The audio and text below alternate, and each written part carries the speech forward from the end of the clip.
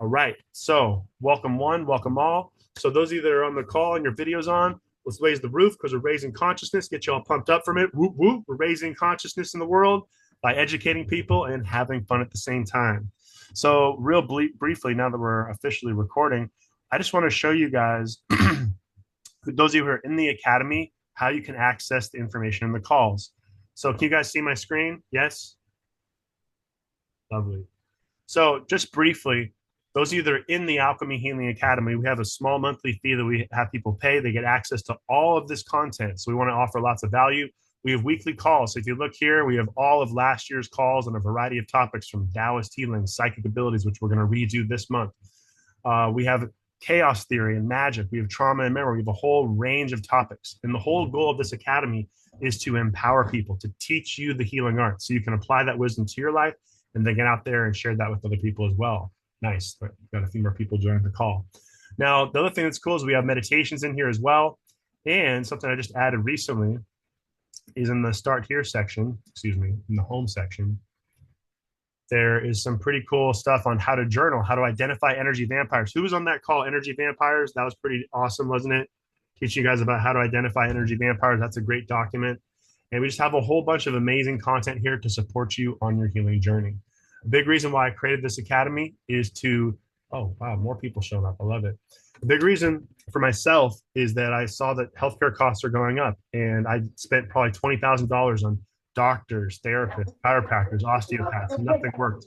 And it wasn't until I took my health into my own hands and started learning the healing arts that literally saved my life. And that's what empowers me so much. I want to share that empowerment with you guys as well. So let's get into this presentation. And I think I have a couple of notes here just to remind you guys, is that we're off next week. Next month, we're doing psychic abilities in the academy. And then in February, we're going to be going into the anatomy of healing. Now, let's get into the presentation. I think I've stalled enough. Welcome, Mo, whoever else popped in here. Just Mo, Sebastian. Welcome. Oh, yeah, Sebastian. I reached out to you earlier, buddy. Glad you're here. All right. So let's get into the good stuff. I also recommend taking some notes. And if you have any questions at the end, we'll have a little bit of time for that. So let's share the presentation. All right, one more time. Can you guys see my screen? Yes. All right, cool. All right, so I'm going to hit the play button. We're ready to rock and roll. All right, you guys. So we got Wetiko, Healing the Mind Virus That Plagues Our World, presented by yours truly, Odysseus, aka Odylicious Andrianos, and art and presentation by Curtis Weens. And like Curtis did a fantastic job. If you are into needing some support with your art or developing your business, definitely reach out to Curtis. He is the man. So let's dive right into this, you guys. We have Wetiko, and it's essentially healing the mind virus that plagues the world. We're going to get really deep into what that actually means in this presentation today and share with you guys the tools of how to transmute this psycho-spiritual mind virus that is plaguing the world. And that's the key thing I love here is like we're going to talk about some pretty deep stuff today, some pretty dark stuff today, but the darkness reveals the light. And we're going to show you guys how this relates to shadow work in a number of different ways. Now, there's also some other phenomenal content. I just want to make sure I represent for Paul Levy here as I'm using some of his content. And a lot of the presentation is quotes from him and my interpretations of his work. But we have Awakened by Darkness, When Evil Becomes Your Father, The Quantum Revelation, and the third part of the trilogy is Undreaming Wetiko. I'm actually going to order that next week. And hopefully some of you guys will get this book as well. Now let's get right into this, all right? So what is Wetiko? Wetiko is a contagious psychospiritual disease of the soul. It's a disease of the soul, a parasite of the mind, currently being acted out en masse in society, creating collective psychosis of titanic proportions, cannibalistic in nature, driving our consumption of ourselves. Let me say that again, driving the consumption of ourselves. Now, for those like, where'd the term Wetiko come from? If you're talking to somebody else about this, this is what you tell them. The virus of the mind was coined by Native Americans to explain the unconscious blind spots in the human psyche. So imagine way back in the day, Western settlers are coming over here from Europe. And these Native Americans who like lived in connection with the earth, they lived in connection or lived in harmony with the Tao. We're going to talk a little bit more about that for those who are in a Taoist philosophy. They saw these Western settlers coming and they couldn't own enough stuff, couldn't have enough money, couldn't kill enough animals. And they're like, what is wrong with these settlers? So the term they used to label them was Wetiko. Now, what we're looking at today, and we're going to go deep into this, is the peak of the Wetiko virus, also known as the me virus. Me, myself, and I. What time is it? Oh, it's me o'clock, right? We have these billionaires who could end world hunger tomorrow, but for some reason we just have this ridiculous imbalance in humanity. A lot of this comes down to, like I said, the peak of the Wetiko virus. And that's a big part of the reason why we're doing this presentation, to shed light into the darkness of this Wetiko virus so we can transmute it, which is the essence of alchemy. We're going to go deep into that today. Now, what Wetiko does is it renders people oblivious to their own madness. Like they don't even know that they're like, ego virus, what are you talking about, right? Some of you could probably know some people who are suffering from this already. So it renders people oblivious to their own madness and compelling them to act out of their own self-interest, destroying themselves and the planet only to serve their ego. Another way of looking at it, this actually comes from the book, is it's the me virus, the malignant egophrenia virus. Me, malignant egophrenia. You can't get enough of yourself. And another way of looking at it is what's the term? Solipsism. We talked about that recently. The world revolves around me. Now, it is essentially a sickness of the spirit, an inner cancer of the mind, and society is oblivious. Society, let me say it again, is oblivious to its cannibalistic nature, feeding off our soul and essence. And something we talk about a lot in this community is Jing, your essence. And this is what it's feeding on. It's our soul essence. And that's why I'm so keen to sharing this wisdom today. And hopefully you guys will, I'll actually have for those of you who are not in the academy, please reach out. I'd love to share the recording with you so you can share this with other people as well. It was actually my most popular video last year, and we've made it better. Just keeps getting better, baby. Now, Wetiko and shadow work. A big reason why I got into this book on Wetiko, it has some great, like phenomenal content on shadow work. For those of you that don't know, you're just tuning in today, I actually published my own book called Shadow Awakening, available on Amazon. Actually, it's 36 perfect 5-star ratings. So definitely check that out. It's helped a lot of people with doing shadow work. And on a side note, I'll be doing a Shadow Awakening master course coming up in late February, early March. We haven't set the dates yet. So if you need support with shadow work or know somebody who does, please reach out. But let's get into this again. Wetiko and shadow work. Light, this is super powerful here, you guys. Light that wants to shine needs darkness. Light that wants to shine needs darkness. Light never burns more brightly than when it has to fight. It is as though darkness gives birth to light. If that doesn't make sense now, it will as we progress here. Now, the descent into darkness always means discovering our light.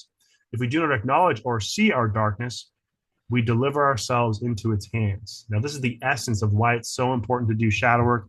As I mentioned, I published a book on the subject. I have a video course. I feel like teaching shadow work is arguably one of the most important skills that we can teach in the world today. I actually had a friend last week and works for a company owned by Hewlett Packard.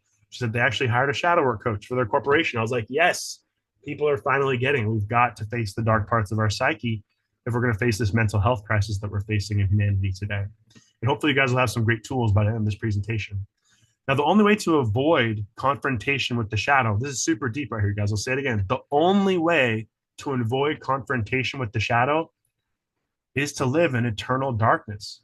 And this is essentially where much of humanity is right now. We don't face our suppressed emotional pain. We drug ourselves, we numb ourselves, we do anything to run away from ourselves. And that's the key point here of the Wetiko virus. It's actually facing this virus, which is another way of saying, Wetiko is another way of saying the collective unconscious of humanity. And we're going to keep going more into that today in this presentation. Now, our blindness to our shadow is extremely dangerous. I can't stress this enough. I had so much stress in my life before I did shadow work. And I was like, wait, I'm suppressing this anger. Deep below this anger is this fear. And deep below this fear is my abandonment mood. Long story short, many of you guys have heard my story before. But it's not until we acknowledge and face those darker and suppressed parts of our psyche that we'll experience authentic and true healing. But we have to actually do this work. And I'll say it again, our blindness to our shadow is extremely dangerous. Our blindness to our blindness is one of the chief features of Wetiko's control over us. Super powerful. It's like understanding, like as you go into the layers of your shadow, it's like an onion. It reveals more and more of who you truly are, your inner nature. We're going to talk more about that today. Now, the mind virus, Wetiko, is the collective psychosis, a true virus of the mind that is plaguing society en masse in society. Who's messaging? Leave me alone. And so when we actually understand this and acknowledge it, that is how we transmute it. That's a big part of the alchemical process, is the transmutation process. Now, humanity is truly blind to this disease, which plagues us, as it is not seen, nor is it measurable from a scientific perspective. So this is our collective shadow that we are essentially facing. Much of Western society is actually trauma-based insanity, based on excessive consumption, which completely disconnects us from our soul and feeding the virus simultaneously. Now, the very basic framework of Wetiko is unconsciousness. If anybody here has studied Jung, and in the book it mentions Jungian psychology a fair amount, is that we have to make the unconscious conscious, is essentially what this is about. So the basic framework of Wetiko is the unconscious that keeps humanity in the darkness, created by not examining the shadow. And as I mentioned a moment ago, I have a master course I'll be launching in late February, early March. So you can go deeper, or if you know somebody who needs support with their shadow, you can understand how to transmute it. Now, shadow projections. The shadow projects itself externally so that it can remain hidden. So like when people are triggered, they're going to point the finger at you. You're the problem. They're not going to face stuff within themselves. This is very common with people who haven't done their shadow work. The shadow is always where your eyes are not. The shadow is always where your eyes are not. It works through our blind spots to keep us unconscious, entranced by our own delusions. Like literally people are delusional. Like they're going to keep pointing the finger at things outside of themselves and not acknowledging what's actually going on within them. So I was checking something on my screen there. So seeing the world through the lens of the shadow, we perceive it as everything happening out there, right? It's like we have to be able to have this mirror and start to actually look and examine ourselves. And that's how we transmute this Wetiko virus. We typically avoid the shadow as long as we can conventionally project it onto someone else. It is not me, it's them. This is often how most wars are began. I actually read one book on shadow work years ago. I forget the name of it right now, but it said most wars are just people projecting their shadow onto others. Quite strange. But you don't want to face your own stuff. They're the problem. That's what's going on. Now, this is extremely important right here. Shadow work has two aspects. Now, there's as within, so without. So there's a personal dimension having to do with our wounds and our ability to respond to its traumatizing effects. Then there is the universal collective shadow, the collective darkness. So it's being able to recognize the work that you do within yourself. And I say this at the end of every one of our meditations, the work you do in yourself heals the collective shadow of humanity. That's why it's so crucial. You do your own work, you're actually affecting the entire quantum field. It's cause and effect, but you're becoming the cause instead of being the victim of the effects. Now, the shadow can be thought of as being the inferior part of everyone's personality, the darker half of the human totality, humanity's worst danger, literally our worst danger. Shedding light on our darkness, this is super powerful, you guys. Shedding light on our darkness magically empowers us to be able to deal with the evil that exists in the outside world. And this is the essence of alchemy. As within, so without. It's a law of correspondence, to be specific. Now, each person doing shadow work collectively heals the planet. I mentioned this just a moment ago. And this is why doing your inner work is so crucial to all of humanity. And one of the things that I love about teaching shadow work is that as you do your shadow work, after a period of time, you're able to recognize other people projecting their shadow onto you, which is absolutely priceless. It's like deep psychological work, the study of the soul, the psyche, psychology. Now, shadow work and alchemy. So this is like a blend of these two arts, okay? Now, the shadow contains within itself the seed of what's called enactiotremia. If you're taking notes, that's a word I'd highly recommend writing down. Enactiotremia, a conversion into its opposite. So we see we have the picture here of the yin and the yang. So what happens is people are living in the light so much that the light actually becomes darkness. It's like they're so caught up in pleasure and happiness and all these things that are like, oh my God, I'm so happy. I can't get enough stuff. You know what I mean? This ego virus. Versus the opposite, we actually go into the darkness reveals the light. So instead of like looking at everything so happy and great in the world, we actually start to look at, oh, wait, I have this suppressed anger. Oh, I have this suppressed guilt or this shame. And then when you're able to acknowledge that, and work with that, then everything shifts for you, because in the darkness is where we find the light. Now, you see my logo here, right? We have the Philosopher's Stone. And like there's a whole premise behind this. We have lots of teachings in the academy that explains alchemy. Today it's all about shadow work and Wetiko. Now it is the purification or philosopher's stone. Philosophy is the love of wisdom, philos, which is love, and Sophia, which is wisdom. So it is the purification or philosopher's stone which we seek, and this is found within ourselves. The shadow world of the unconscious becomes the divine furnace for purification. Just a little hint into what it means by the divine furnace. The first step, we went over this extensively in the past few months, of the 7-step alchemical process is calcination, which is literally burning off the dross, the things that no longer serve you. And that's the part where having a group or a coach to support you through that process is priceless. It makes it a lot easier to move through these things. Now, in alchemy, this is also known as the prima materia, or raw material to discover our gold in the darkness. We have to be able to realize there's absolute gold in our darkness. One of my favorite books on shadow work, like I said, I'm a legendary book salesman, so I just read so much, is Dreaming Through Darkness by Charlie Morley. And one of the things that he said is that this is a good thing to take note of. 90% of your shadow is pure gold.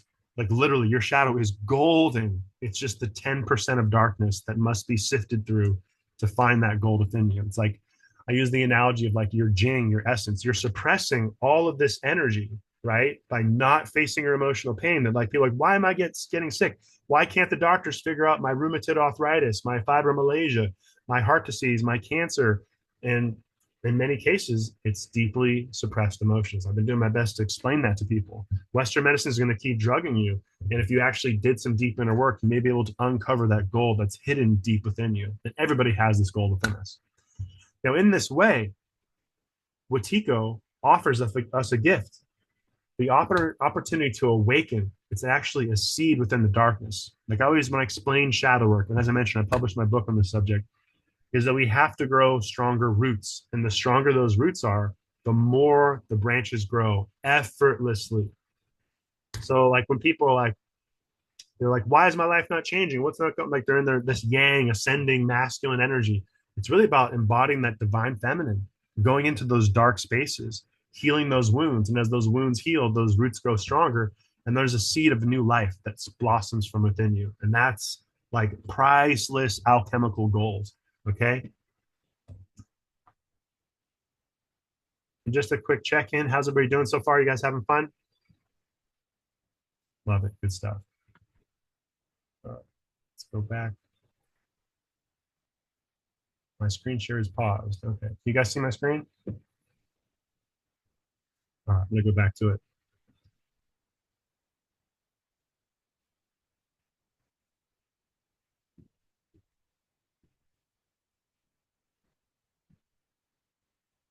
All of a sudden, I lost the presentation. Where did it go?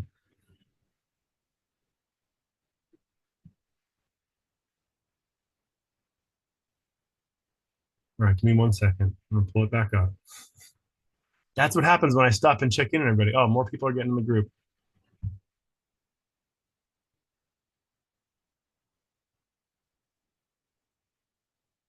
Yeah, the presentation just literally disappeared. So I'm pulling it back up. So give me 1 second. There we go. You guys see my screen? Yeah? Because I can't see any of you. There we go. We can't see it.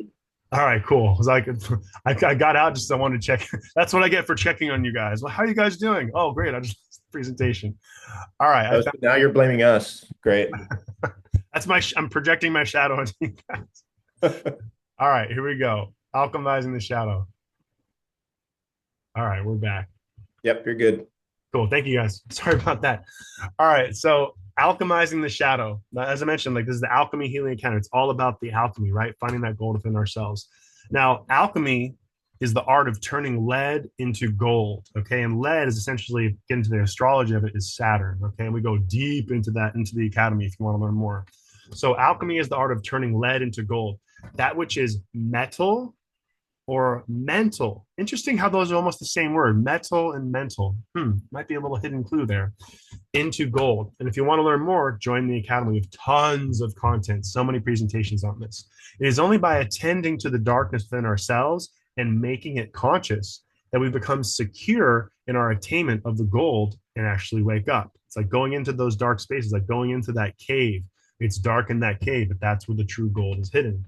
Now, discovery of the true self, aka Mysterium Conjunctionis, is the conjoining of things typically seen as opposites. A truly whole and integrated personality is when you balance this enantiotremia. And just another point here with the Mysterium Conjunctus, the fourth step of the 7 steps of alchemy is conjunction. That's actually when you finally get through the black phase of alchemy. And that is super powerful. You get through that dark night of the soul, essentially. Now, when we see and being able to embrace our dark side, we become more complete. Harmony of yin and yang within ourselves. Like, I cannot, like, you guys, like, I love teaching this stuff because, like, my favorite thing is when some of you guys, I coach some of you on the call one-on-one, when I see that light come back in your eyes after you've been in a dark place. We've had some of those breakthroughs in this group. That is why I'm on this call. That's why I'm doing this, because we have to recognize this balance between our yin and yang nature, just like I was explaining a few moments ago. So as we do that, we're aware of the masculine, the feminine, the fire, the water, the rising energy, the descending energy, and we bring that all within us. And that is what helps us to actually authentically heal. Now, taking responsibility for our darker half takes away the burden of darkness from our unconscious. And this is a key point here. If you don't think you have a dark side, you're probably in a state of unconsciousness. I say that with love. Even myself, I'm teaching this and I'm still working through layers of my own shadow as well. You know, I just like to say I'm a couple more steps ahead of other people. And that's why I'm here teaching them. Start rapping about the shadow instead. I saw Lauren made that comment. I actually have a little rap song. My rapper name's Ody Andrianos, my nickname.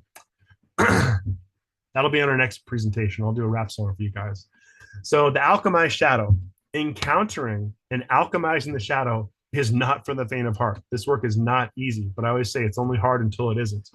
It involves the disillusionment of illusions. Let me say that again, the disillusionment of illusions about both the world and ourselves. And just coming back to this once again, the second step of the 7-step process for alchemy is disillusionment, right? The first step is the masculine, the fire, and the second step is the feminine disillusionment, fire and water. But to burn away and wash away the parts of us that just don't serve us. That part of you that keeps attracting abusive relationships, the part of you that can't attract wealth, the part of you that just doesn't, you just don't love yourself. And we have to go through this burning off and washing away. It's like I like to call deep alchemy as a sacred death. The old you dies and this new you blossoms. And that's the part that I love seeing, teaching, and supporting people through the process. So let's keep going. I was going off a nice little tangent there. The shadow can only begin to be integrated when it is grasped. And this is the key point, not merely intellectually, but understood and experienced according to its values. I make this joke. Your shadow does not care about your ego. Like sometimes when I'm doing shadow work calls with people, I'm explaining to them, like, you know, you could be like, oh, shadow, I really got a lot of stuff to do. I really need to heal and get back to work so I can make more money and buy more stuff and just get more involved with Wetiko. And your shadow's going to go, no, you need to sit with this stuff. And I tell people, it's like it's like those deep states of meditation when your mind finally calms down, you connect with your body. And there's this conversation and then things begin to shift. And I cannot stress about how powerful that is because you can't do it according to your ego. We have to work on your shadow's terms. And that's the part we have to sift through those darker parts of our psyche to create those access points. The way to our true self is through, like seriously, guys, you are not your true self if you haven't done your shadow work. I know it sounds harsh and judgy, but all these books are being like, wow, this makes perfect sense, right? So the way to our true self is through the shadow. This is what's known as the prima materia, okay? The prima materia, the true gold hidden within the depths of our psyche and shadow. And I'll say this again, the word psyche in Greek means soul. So everything that we're talking about here is soul work. Where's the primary thing the world is struggling with? We have disconnected from our soul. And that's why I built this academy. So I built these presentations. I love teaching it, but how do we get this out to more people? Because a lot of people, they're taking drugs, alcohol, porn, video games. They're using all these things outside of themselves, but they're not connected to their own heart. The leading killer in America is heart disease. We got to come back to our hearts. We'll do a little bit of that later in the meditation. Now, I like this little animation that Curtis did here. I don't know what they're saying, but that's cool. So, this is a great quote by Paul Levy. Having someone to project our shadow onto is helpful in a perverse sort of way, as it temporarily shields us from having to look at our own evil or consciously feel our own guilt. Super powerful. I'll read that again. Having someone to project our shadow onto is helpful in a perverse sort of way, as it temporarily shields us from having to look at our own evil or consciously feel our own guilt. Super powerful. Like, we can talk about expressing our emotions, which is good. Like, there's actually 3 steps to this. We talked this a few months ago in quantum psychology. There's 3 steps to working with through your emotions. There's one that most people are at. It's suppressing and repressing your emotions. The second step is expressing your emotions, which is a lot better than suppressing and repressing. But the third and final, but most important step is actually feeling your emotions. And that's when they begin to shift and change. That's when we access that alchemical gold. And just on my own side note, years ago, like, I struggled with my own shadow and my own emotions, and no one taught me this stuff.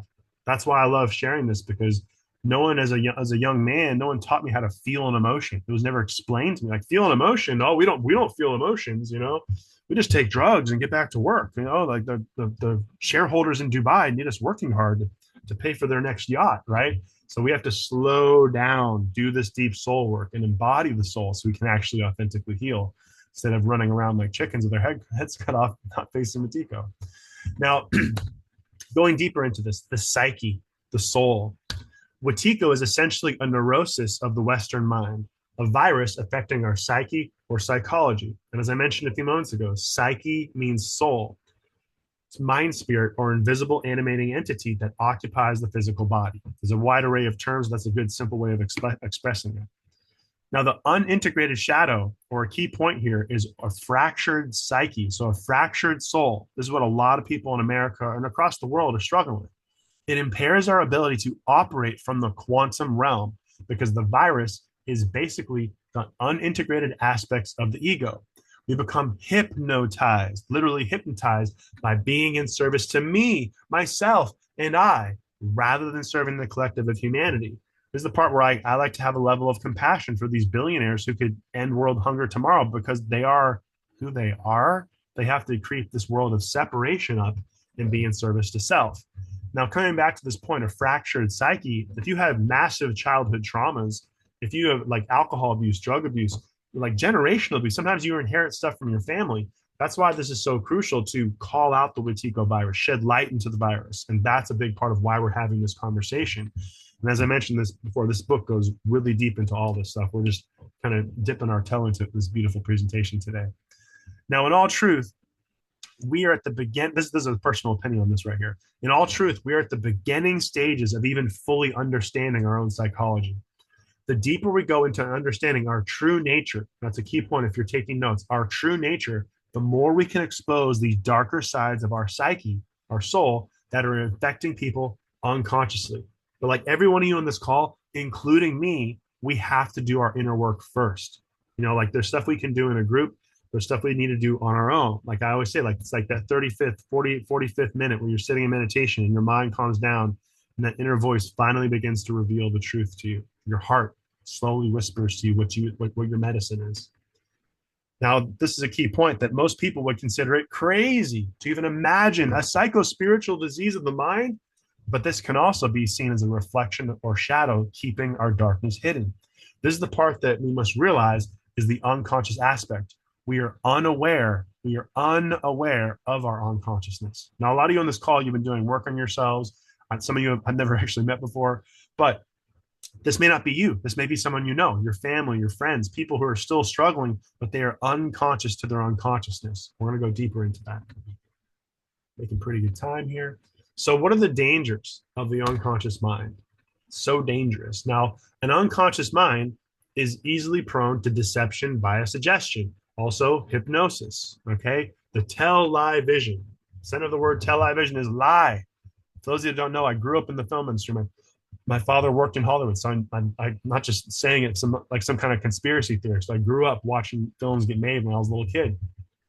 What happens is we get caught up in this group think where this is not about politics at all, but people like they literally like they see something on TV and it's automatically the truth. I mean, anybody have like a family member who like they tell you, oh, look, these things all happen on the TV, and they just believe it's automatically the truth without taking the time to actually do their own research. So, not sufficiently knowing the nature of the mind, these people easily fall prey to other people's perspectives, groupthink, or herd thinking. Due to trauma or a fragmented psyche, we may lose our psyche's boundaries. We may lose our psyche's boundaries. Nicholas, can you let Bridget in? So I'll start again with that part.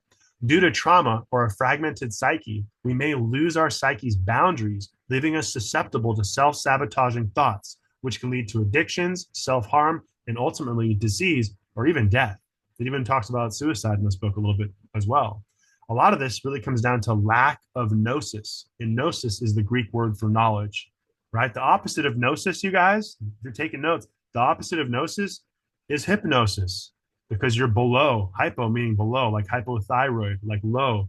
So if we want to actually do the work, we have to have the gnosis or knowledge, and that's what sets ourselves free. Anybody want to talk about a deeper subject? There's Gnosticism, like an ancient religion that was basically stomped out by Christianity because it taught the truth.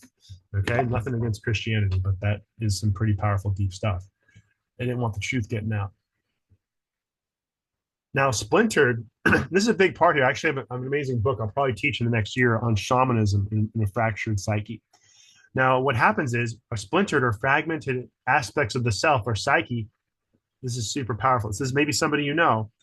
So they have fragmented aspects of the psyche or soul begin to live a seemingly independent, autonomous life of their own through us.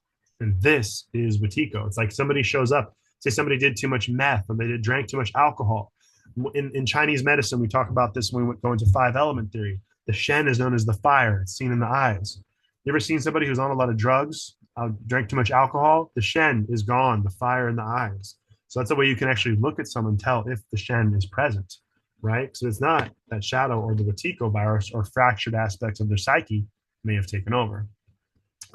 Now, the unconscious self-destruction. We can unconsciously turn upon ourselves. Interestingly enough, the word live spelled backwards is evil.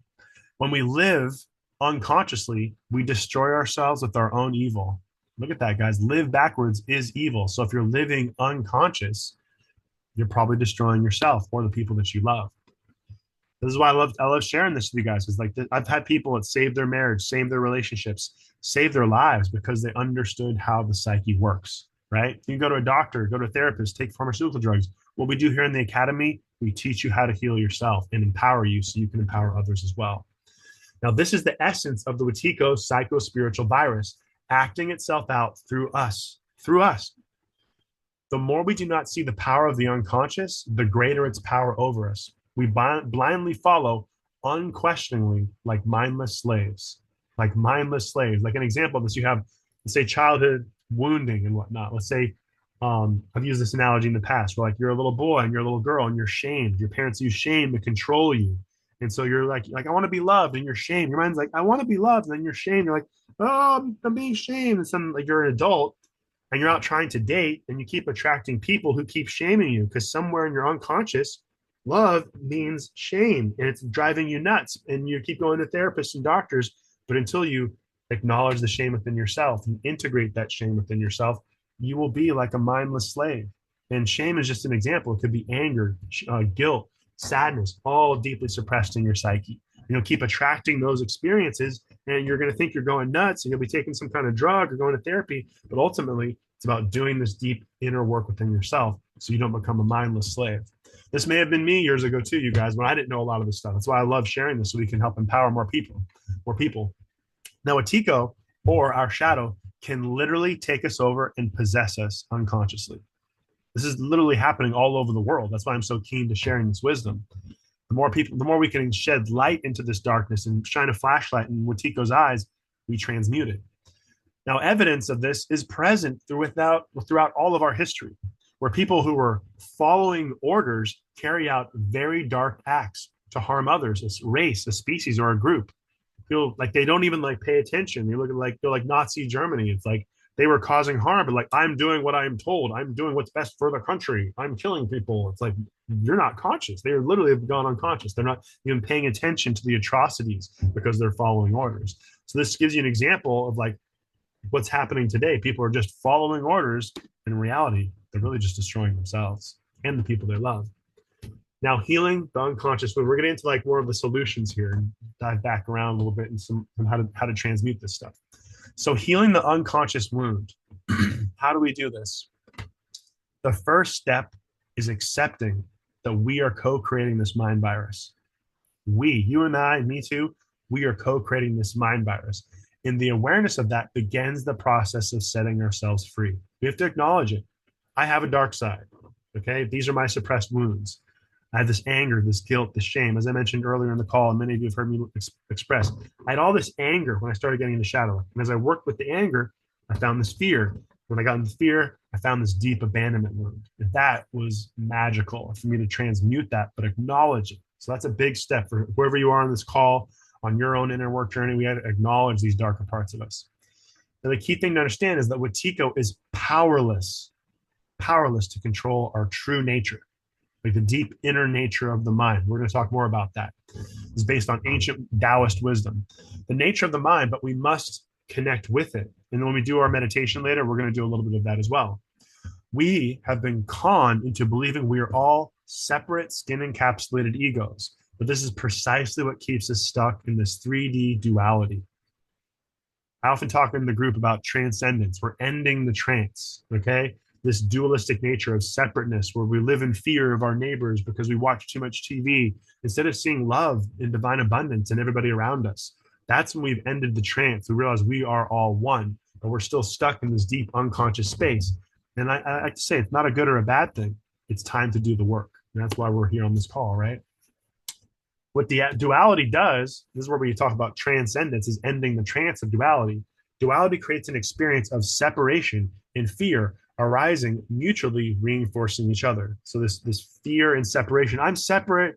Years ago, I suffered from this too. There's people out there who are suffering from this. We got to reach those people. And this is why we get stuck in a fear, trauma-based consciousness. If you turn on the news today, it's all, I call it fear porn, which is fear upon fear. Like, give me my next hit of fear, guys. Oh my God. Like, what can I be afraid of? And then you don't realize you're operating from that slow and very dense vibration, feeding the broken systems that no longer serve us. Now, there's this guy, he was mentioned in the book. That's why I bring this up. And I actually didn't know who he was. Sri Aurobindo. Real quickly, has anybody ever heard of Sri Aurobindo? I'm just curious. Anybody? Yeah. Oh, I did it again. Try. Oh, more people coming in. I love it. Yeah, I coached her into coming in. Cool. Finally. Sweet. All right. Well, I'm going to keep going. I'm not trying to look at you guys because it's not clearly not working. So, Sri Aurobindo was a visionary and philosophical teacher. He wrote this great book, The Adventure of Consciousness. He was considered to be one of the most highly spiritual geniuses of modern time. He wrote The Divine Life and the Synthesis of Yoga. And he was also nominated for 2 Nobel Peace Prizes. And like I said, I'm only bringing this up because the book mentioned a lot about him. Now, he also spoke of the Wetiko virus, but he called it hostile forces. So he has this great quote from the book.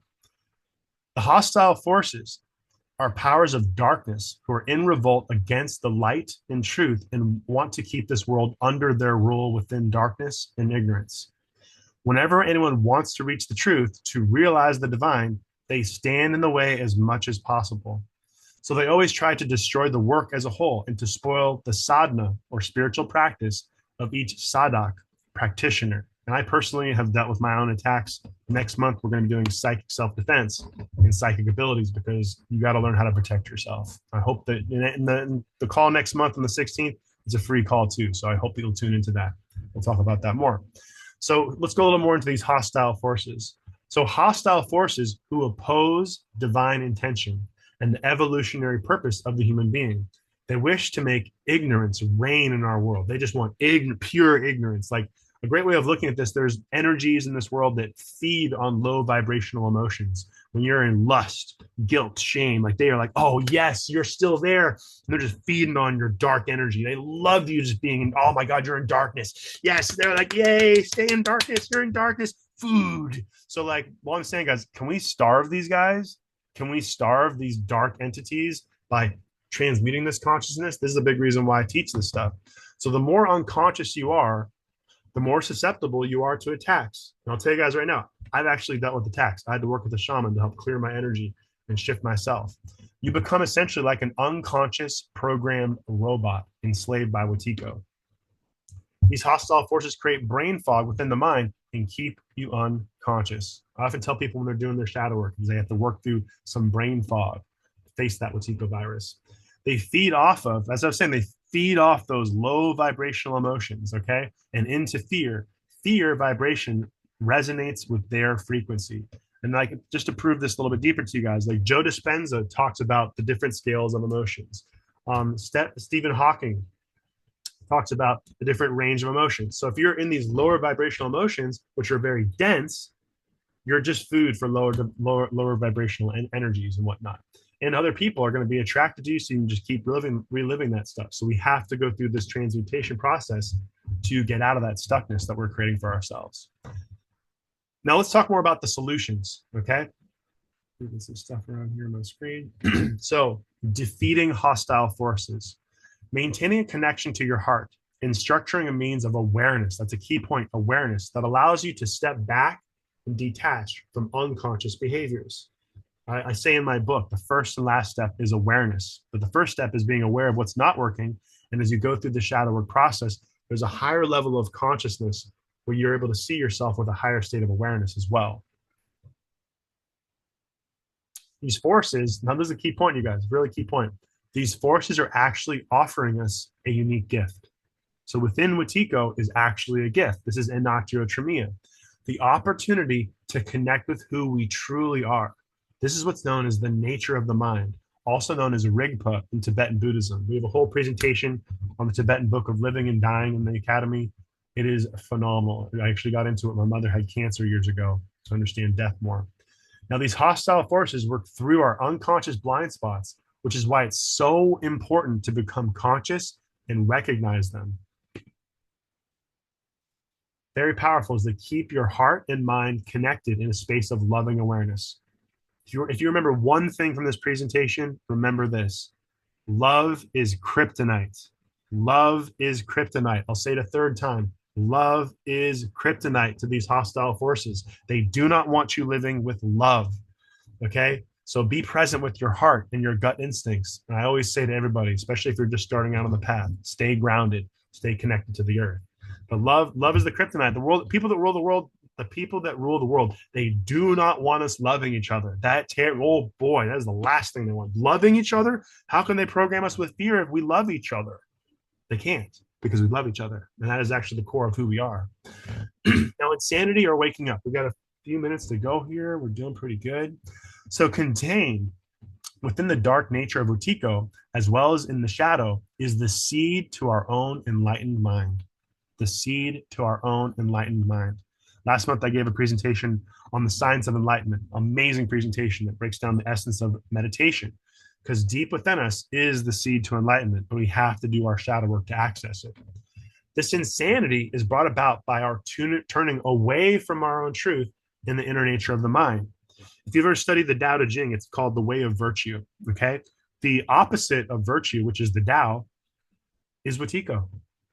So those of you who are into Eastern medicine, Eastern healing, like what we're talking about with Wetiko, it's the opposite of virtue. It's living a life without virtue. I read that, I was rereading the book. I was like, oh, that breaks it down perfectly. It's the opposite of the Tao, essentially. This inner nature of the mind is like that of Tibetan Buddhism. It's making contact with our true self, our inner nature, that Rigpa that we were talking about. The important thing to remember is that the virus of Wetiko has the power within it to heal us, a medicinal power that can elicit the greatest awakening of humanity. That's the key point here. It's like, if we keep living unconsciously, it's going to get darker. Like I keep trying to, this is why I love teaching this, because like, And I see what's going on in the world. I'm like, well, it's going to keep getting worse until we start doing what we're talking about in this presentation right here. Like I said, I have a whole school teaching this stuff. It's getting out and getting more people to actually do the meditations, do the breath work, regulate their nervous system, come back to their heart, and most of all, embody their own soul. This goes hand in hand with facing our own shadow. And that's why we have to do this work, you guys. So our magic and blind power, I love this. We actually went over this last week a little bit in the group. We are blind. We are blind to the incredible intrinsic power that we actually have to create our experience. Wetiko is the me virus. As I mentioned before, it's the malignant egophrenia virus. We have creative power beyond belief that we do not realize. Paradoxically, we are blind to both our powerlessness and our powerfulness simultaneously. I love this quote right here. We are like wizards who do not know our own power. We have a hand in conjuring up and reinforcing our own blindness at each moment. When we fall under Wetiko's spell, we become blind to our blindness, and this makes us unconscious and unaware that we are blind. And this is essentially where much of humanity is today, you guys. And that's why we're doing this work, teaching this wisdom. Because in actuality, we are magicians, powerful beyond measure. Having unconsciously misused our power to bewitch ourselves, having fallen under a curse of our own making, our task is to break out of this self-induced spell. And that's what we're doing right here in this call. And I truly appreciate every one of you who's on this call, because that's how we do it. We have to, knowledge is power, right? So we're empowering people through this wisdom, through the Alchemy Healing Academy in the tribe. So dreaming ourselves awake. Like I said, we're getting into like the solution here, right? The solution. Ooh, the solution, baby. Now, the deeper issue, which we must examine, is that we are literally asleep at the wheel of our own existence. It's like Rip Van Winkle. We are asleep at the wheel of our own existence. We are collectively living in a dream world that we create from a quantum level of consciousness or unconsciousness. And that's essentially where we're at. We're at this quantum level of unconsciousness right now. It's just that most of us are unaware or unconscious of our unconsciousness, which leaves many people hopelessly unprepared and confused as to how this mind virus of our shadow is destroying ourselves, our families, and the planet. Now, the best way and the best and only way to defeat this unconscious virus is to face it head on within ourselves. Every one of you on this call has your own work to do, including me.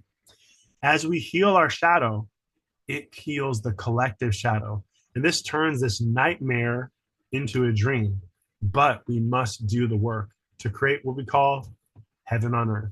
That's what this is all about. Bella and I talk about that often, creating heaven on earth. That's why we're here, you guys. I'm not part of these religions that are going to heaven when I die. I'm going to create heaven right now. Who here thinks we're worthy of that? Raise your hand. Are we worthy of heaven on earth? Hell yeah, baby.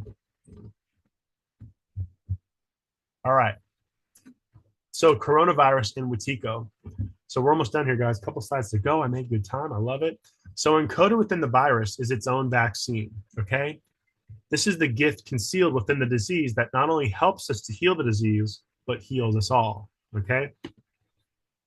Many people do not want to look at the darker, shadowy aspects of society, but this virus may be the seed that relieves the cognitive dissonance. And that's a big issue in the world today, this cognitive dissonance. The key for us is to transmute our low vibrational emotions. Like I was saying before, that Stephen Hawking and Joe Dispenza, low vibrational emotions are essentially stuck there. So the key is for us to transmute, okay? This is the essence of alchemy, transmutation, right? Enantiotremia, we talked about that earlier. Transcendence, ending the trance of these low vibrational emotions like fear, anger, guilt, shame, sadness, lust. Embrace our hearts. Engage in the nature of the mind, Rigpa, and operate from the quantum mind. The first chapter of my book, we go all into quantum thinking. If you can't quantum think, you're not going to access your potential. It's that powerful. Now remember, the path is the medicine. And when we do our work to heal our shadow, we heal the collective shadow, expose Wetiko and the egoic mind virus. Yeah, know the true self in between the breaths. I feel you, Darren. Yeah, that's real. So last couple slides for you guys. We made great time. We'll have a few minutes for questions and comments and whatnot. So closing details. This psycho-spiritual mind virus, Wetiko, is feeding off of us through our repressed emotions and fragmented psyche, fragmented soul. Remember, psyche means soul. We are essentially living in a dreamlike reality, and our lack of shadow integration leaves us in an unconscious state, and this becomes Wetiko's food. Literally, like it's not good or bad to feel sad or feel shame or whatnot, but if you suppress it, you're basically creating food for the Wetiko virus. In order to awaken from this unconscious reality, we must integrate our shadow, repressed and suppressed emotions, so we can bring light to our inner darkness. This will allow tremendous energy to be freed up to manifest an entirely new reality. This all comes back to operating from the quantum level of infinite consciousness, which we talk about consistently in the AHA program, the Alchemy Healing Academy, because it's AHA, you wake up to who you're truly meant to be. And for those of you that aren't part of the Academy, I'd love for you to join us on this journey. And we got this final slide. Thank you all for tuning into the call today. I would love for you to get involved with the Academy. Please reach out. If you're not in the Academy, you want access to this recording, I'm probably going to re-record it again so there's not the little mix-ups in there too. But next month's call is on psychic self-defense, Dion Fortune's book. I don't know if you guys have ever read that. We also have the Inner Circle program. We have the Shadow Awakening book on Amazon. Check me out on social media, all the promotions, right? We're also, as I mentioned, we will be doing the Shadow Awakening Master Course end of February, early March. That'll include my book, my video course, and I'll be guiding a group of 10 to 15 people on that journey. I haven't launched it yet, but this is the first time I'm actually mentioning it. And there will also be a retreat in May. I haven't quite picked the date yet, but I'll have that figured out soon. Yeah, Curtis, great work on the graphics. Thank you, Pops, for representing. Beautiful stuff. All right, got someone's coming in still. So we got a few minutes to finish up here. I'd love to hear what you thought of the presentation. Did you love it? Did you hate it? What did you enjoy? Did you have any good takeaways? Anybody can hop on and share.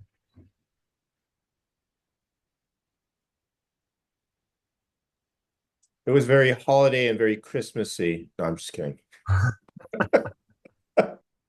Right?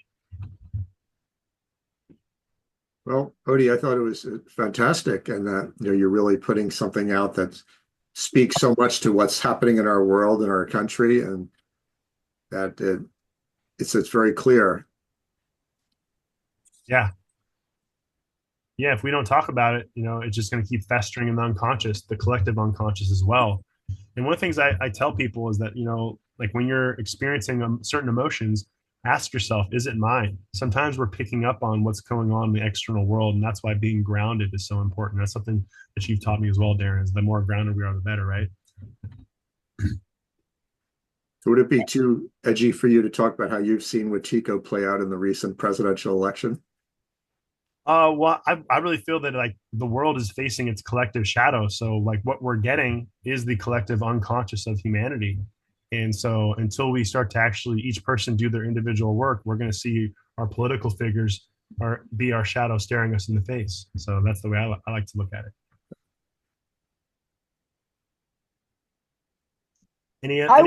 I would think that indigenous people are definitely more connected to nature, and that our civilization has lost the connection. Yeah. And I feel like it is maybe one of the reasons why we are Wetiko is really a disease of the modern world. I didn't feel like indigenous people still practicing their rituals and sharing their love of nature. I don't think they are really much affected by that. And when I investigated a little bit Wetiko, I realized that the first time we got disconnected from life is at birth, because we leave the womb, so there is a trauma, and then by the age of 6 years of age or so, 7 years of age, we realize that we are alone in the universe. So another trauma, but indigenous people really deal with that on a regular basis. You know, I think the kids are really educated differently, and our education really, you know, anchored those trauma very deeply, you know. And that was more or less the point that I was trying to make in my video about Wetiko also. But I think your presentation was really great. I'm sorry I was a little bit late, but I really liked what I've heard. Thank you, Bridget. I'll send you a recording. And one of the things I love that you said is we just don't educate people. Like, that's why I'm so keen to sharing this, you guys. Like, I struggled with my mental health years ago because no one really taught me about emotions. Our society hopelessly does not prepare our youth to understand emotions. And that that I feel, especially coming out of COVID and everything, people are really struggling with their mental health, but it's really emotional health. And it comes down to deeply suppressed emotions and the collective unconsciousness. And the Wetiko is just a word. If you really look at it, it's just a word that describes an experience or a lack of experience because we're suppressing so much of who we truly are. But like you said, it really comes down to educating people. And that's the vision for this community, this tribe. For many of you are in the group and we're working together to get this wisdom out to more people. Like, that's why I'm here, you guys. Like, and every one of you, like, you share stuff with your families. Like, that's the power of this. We have to empower people. It's like, I'm like studying how to market stuff right now. And I'm like reading this one book and it said like most of society has been living in disempowerment marketing. You're not good enough and you buy this product and you're going to feel better. And that's dying. That's ending. We're moving to empowerment marketing. And that's the future of like the healing industry, is like taking our power back, feeling empowered, realizing that you don't need to be codependent with a therapist or a drug or a doctor. Not that those things are bad, but it's really about your relationship with yourself. And that's how we do this work, is this transmutation process. Thank you for sharing that, Bridget. Anybody else? Thank you so much. Yeah, thank you for all your work, because you are doing really a great job. I appreciate that. It's not easy, but I love doing it. So I really do appreciate that. And hopefully you guys will tune into the call. I have a free call third Thursday every month.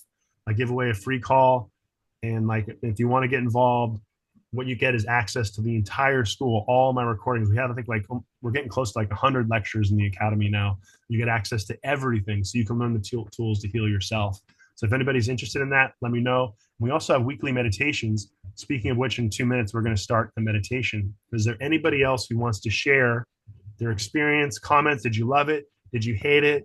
Are you going to project your shadow onto me? Like, whatever you want to share.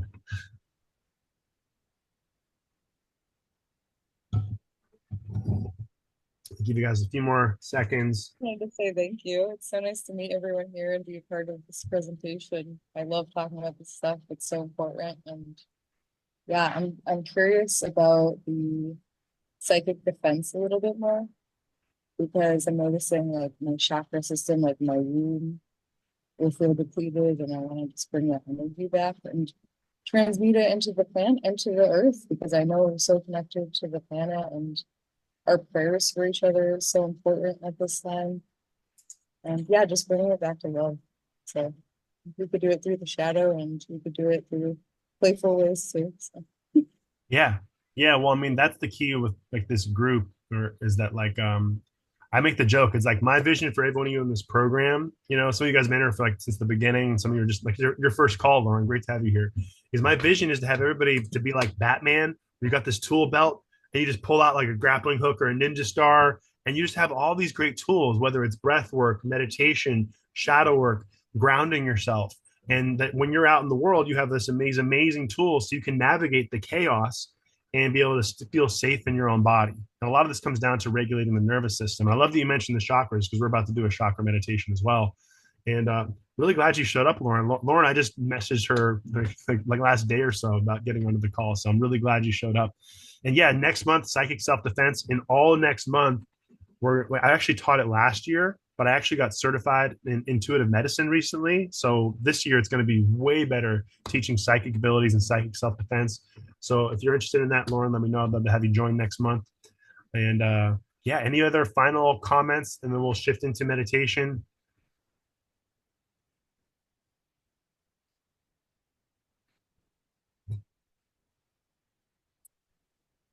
Well, let's meditate then.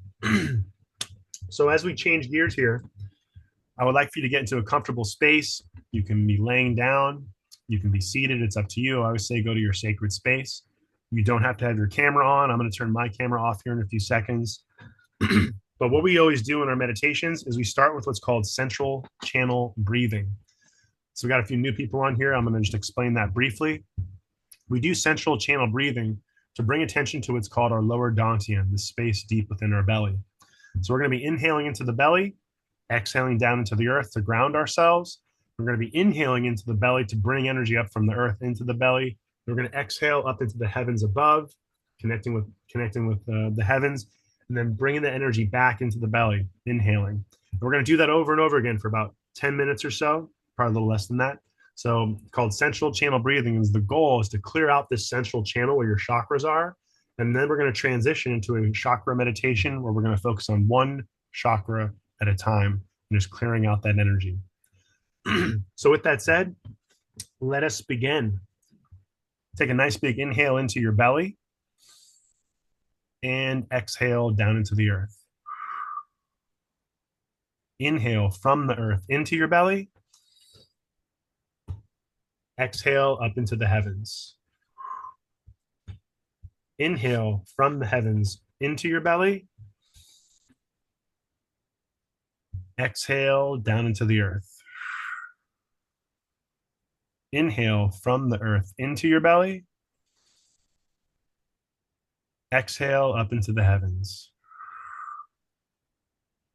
Inhale from the heavens into your belly. Exhale down into the earth. And just keep that rhythm going at your own pace, moving that energy up and down that central channel. But the key to this meditation is your awareness and where you're placing it. So keep tuning into that lower dantian space. Dantian also means jewel or treasure chest. Just an inch or so below your belly button, deep within your belly. And imagine on those inhales, you're charging up that section of your body, cultivating that treasure or that jewel deep within you.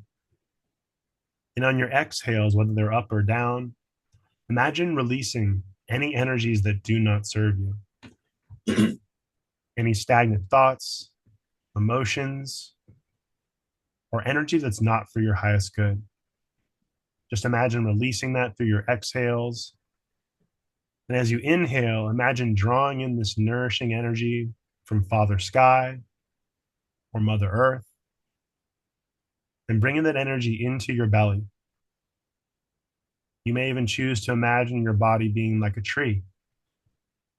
As you exhale into the earth, the roots grow stronger, then drawing that energy back into the belly.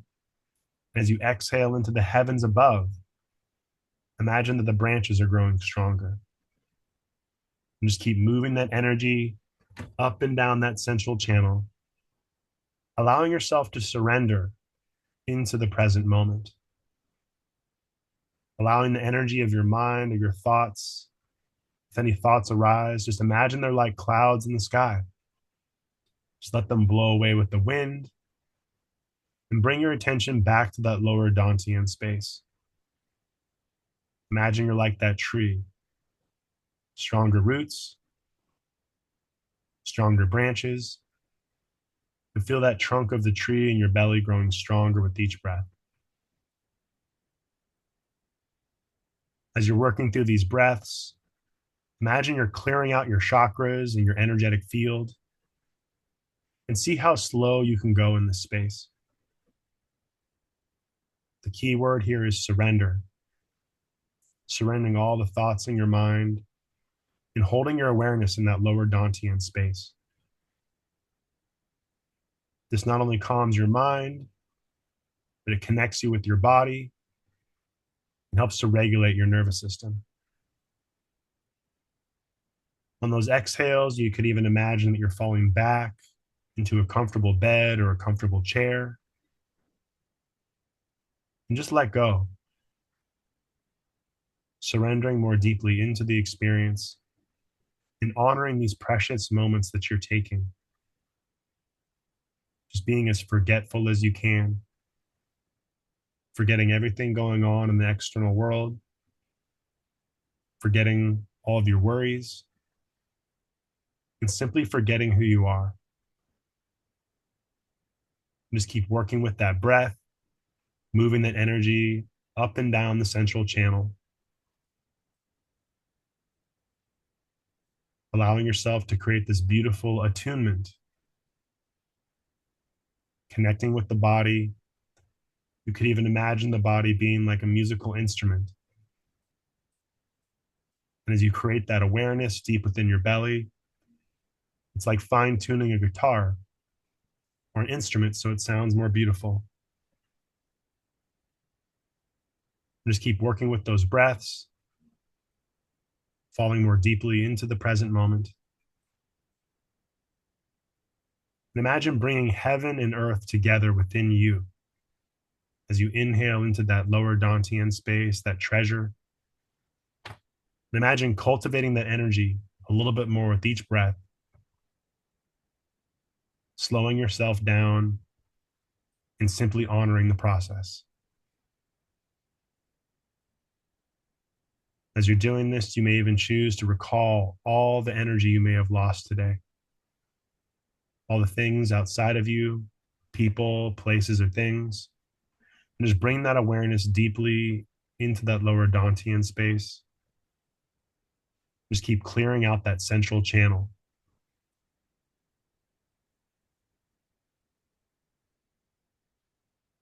As you're going through these breaths, imagine your body being in this beautiful receptive space, honoring that yin energy. As you clear out that central channel, imagine receiving everything that you are worthy of: the health, the wealth, and the abundance that is always available for you in the quantum field. And feel that deep within your belly, staying out of that headspace.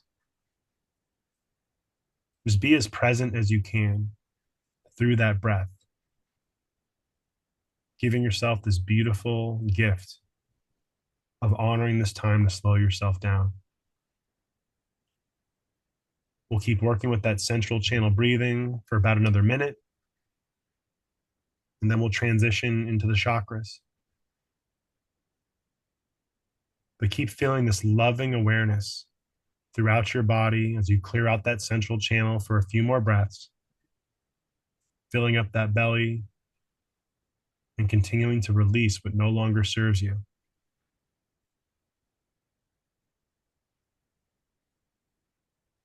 Keep working with that attunement for a few more breaths, pulling in that beautiful, vital life force energy.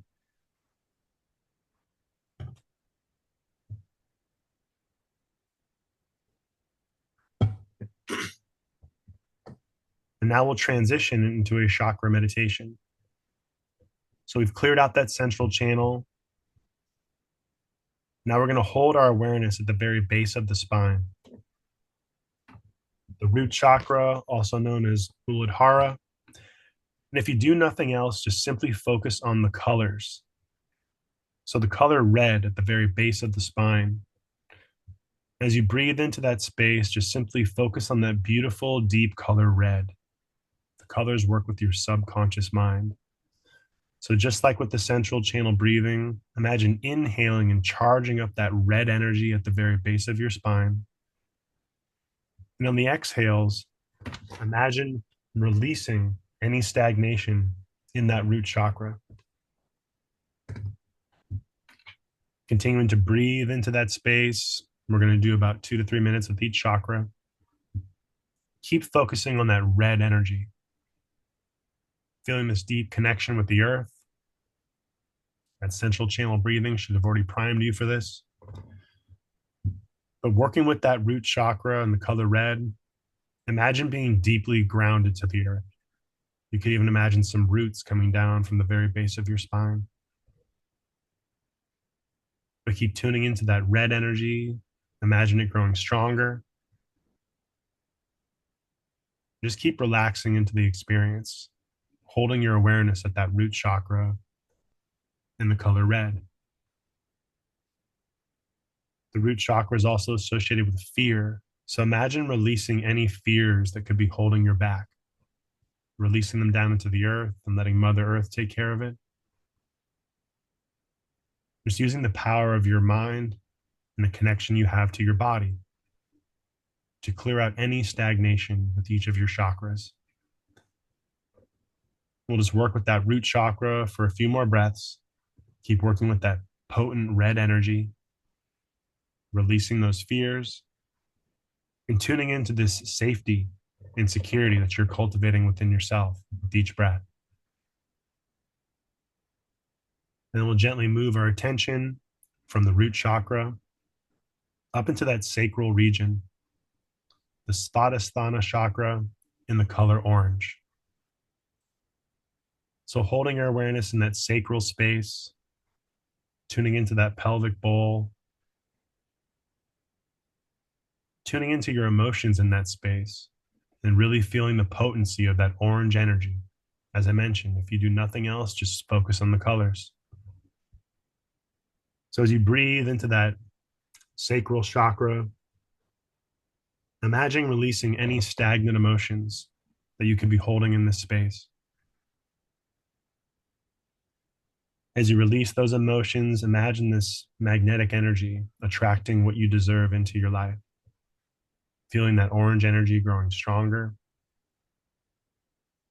Imagine fulfilling all your desires in this space. Continuing to work with that pelvic bowl, that sacral space. Possibly imagining what is sacred for you.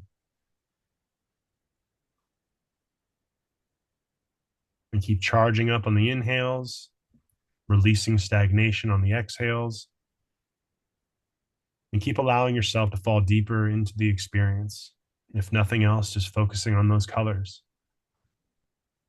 Working with the color orange, and imagine purifying that space with each and every one of your breaths. Slowing down a little bit more, and just honoring the process as you work with that sacral chakra. Just keep breathing into that space, feeling the power and strength that you hold there, possibly letting go of anything that doesn't serve you in that space.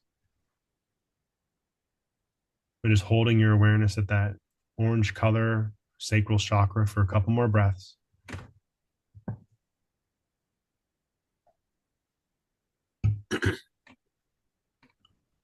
And then we'll gently move our awareness from the sacral chakra up to the solar plexus or Manipura chakra in the color yellow. So just above the belly button and below the rib cage, tuning into that space and just feeling this potent yellow energy. Feel it growing stronger like a fire, feeling the flames in that belly. And imagine cultivating this connection with your gut instincts in this space. Just purifying any energy in there that doesn't serve you. Feeling those fires growing stronger. And just tune into your willpower and your purpose in this life.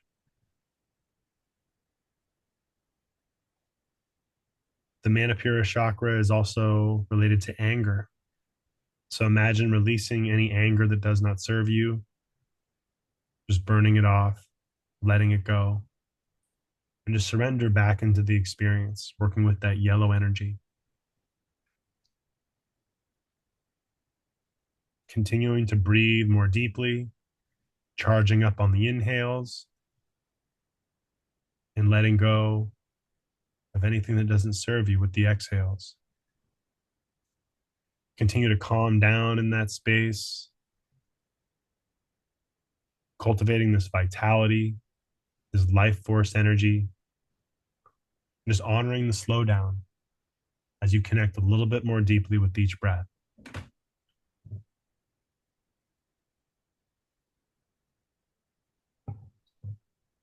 Keep working with that yellow color for a few more breaths, just holding your awareness there. We're cultivating your concentration abilities with each chakra and clearing out those spaces. So working with that yellow energy for a couple more breaths. Then we'll move our attention up to the heart chakra, anahata, and the color green. So if you feel called, place one or both hands on your heart space in the center of your chest and tune into this beautiful color green. I always take a few extra moments to really tune into that heart space. So tuning into your heart and feeling that potent green energy in that space.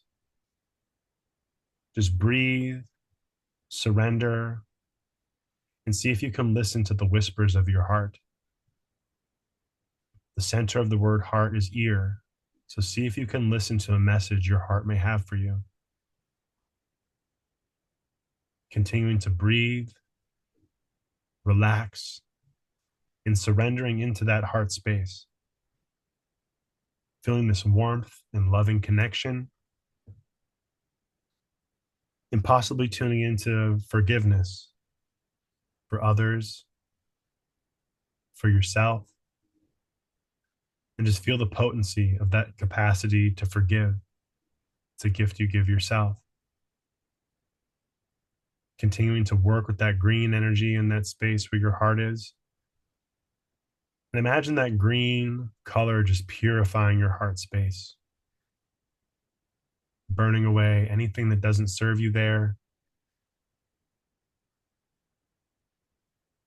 Feeling that green energy growing stronger. Imagine your heart opening up just a little bit more with each breath and just clearing out any stagnation in that space. Nice, long, slow, deep breaths. Cultivating this deeper loving connection with yourself.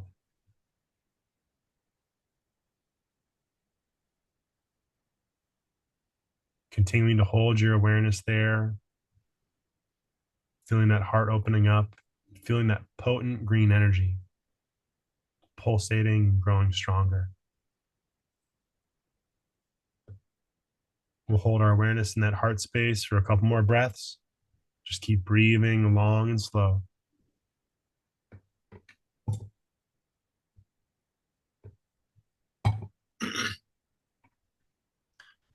And then we'll gently move our attention from that heart space up into the throat, Vishuddha, in the color light blue.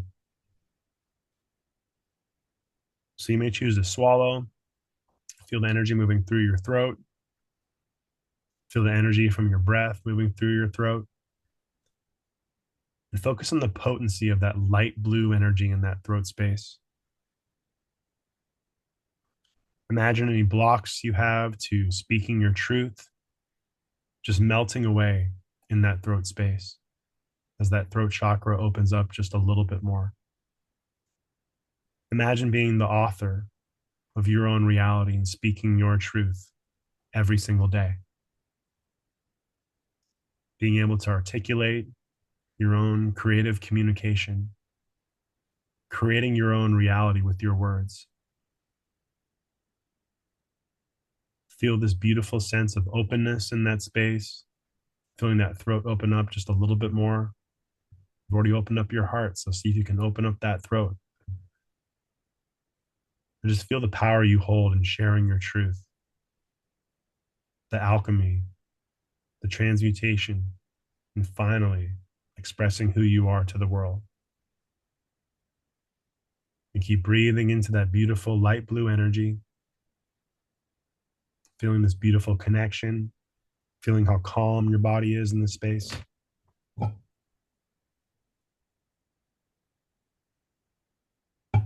And tapping into your own creativity, seeing the whole universe and sharing what you see through your words. And we'll breathe into that light blue throat chakra for another breath or two.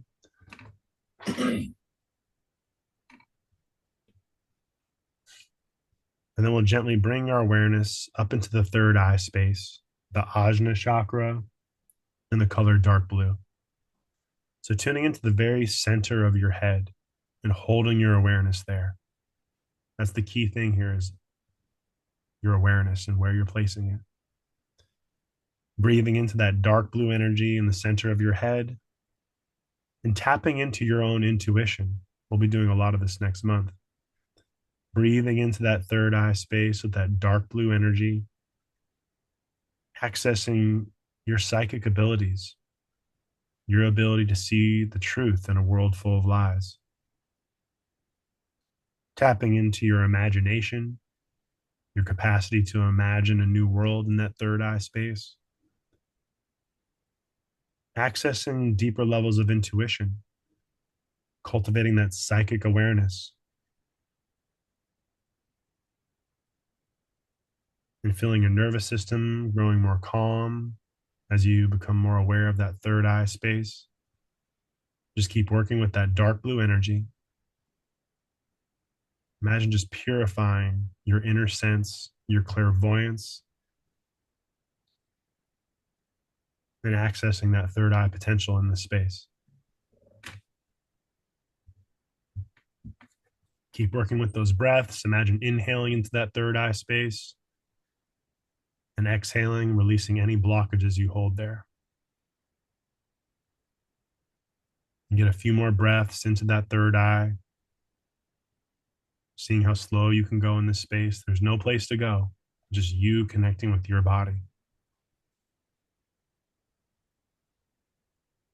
And we'll finally move our attention all the way to the top, the crown chakra, Sahasrara, in the color purple. I always say, imagine wearing this crown on the top of your head as a symbol for being the king or queen of your reality. Tap into your own transcendence, ending the trance of who you were to become who you were meant to be. And you were always meant to be the king or queen of your world. You are the author. The root of the word authority is author. So you are your own author and authority. With every thought, you're tapping into this cosmic consciousness, tuning into that purple energy, the color of royalty. Just breathing into that space, becoming more conscious of this cosmic love that you bring in with each breath. Imagine tuning into your highest self or God or source and bringing the energy in through that crown chakra. And as it comes in through that crown, imagine it activating your entire body.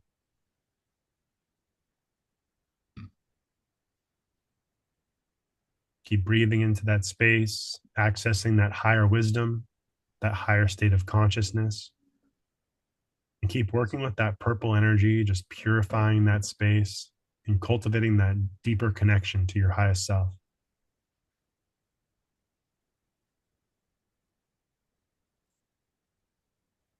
Get a few more breaths here, continuing to tune in to the royalty that you are in this lifetime, and remembering your power, the power that you've always held within you. Working with that purple energy for just a couple more breaths.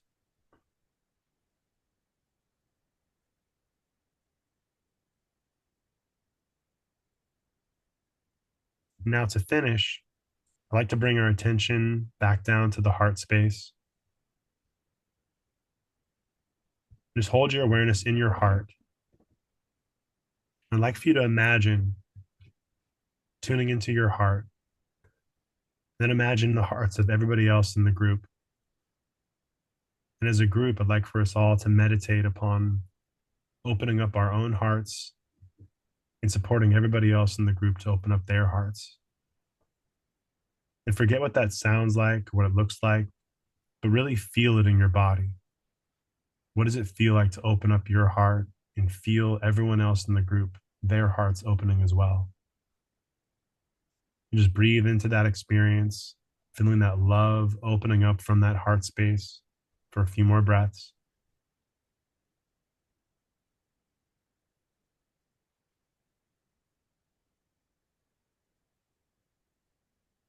And we'll take it one step further, moving not just from the group, but moving to the collective consciousness of humanity.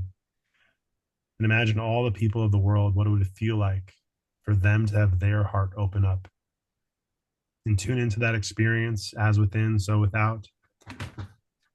Imagine opening up your heart space just a little bit more. And as a group mind, let's all imagine the hearts of everybody on planet Earth opening up just a little bit more. And I'll be silent for a minute as we do so, but just remain in that experience, opening up your heart and feeling everybody else's heart opening as well.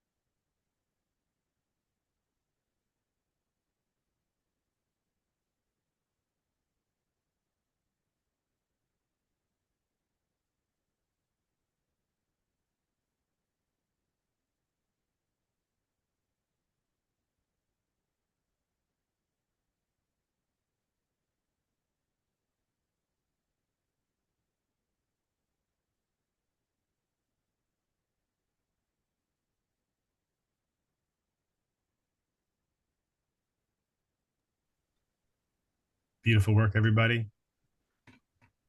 Always a pleasure guiding you. We had a good little turnout for today's call. Hopefully you enjoyed the Wetiko presentation. I'm really grateful because I had a sore throat this morning and I was worried my voice wasn't going to make it through this call.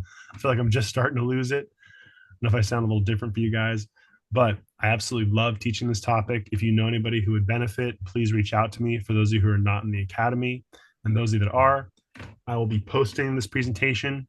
And what I'm actually going to be doing in the next few weeks is I'm going to be reshooting a lot of these videos. So if there's any like hiccups where like my screen got stuck, it'll be more clean, and that'll all be accessible in the academy as well. Anybody who's not part of the academy, you want to get involved in one way or another, I'd love to have you be part of the tribe, because that's the whole goal here, is to teach these healing arts to as many people as possible so they can share with them their friends, and we can heal the world by doing our own work and sharing that frequency with others. Thank you all. I love you. Go rest my throat because I feel like I'm losing my voice. Happy holidays. We're off next week and we'll start again on Monday just before New Year's. I'll check in with you guys. I love you all so much. Toodaloo.